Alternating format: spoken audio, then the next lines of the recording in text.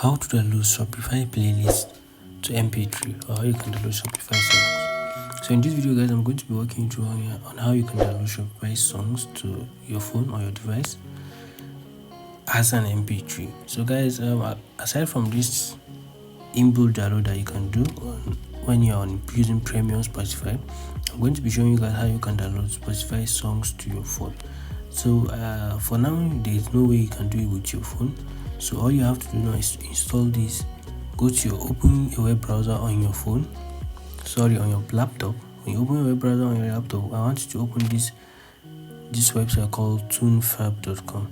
So when you open tunefab.com, all you have to do is to install this application. As you can see, guys, you can keep Spotify music for free forever.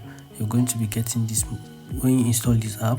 So just go ahead and navigate to where it says install. As you can see, guys, click here where it says try it for free.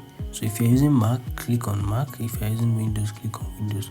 So guys, if you install this app, you can go ahead and download your music, high quality music, for free without any problem. You just have to log in your Shopify account in the application, and then you're good to go.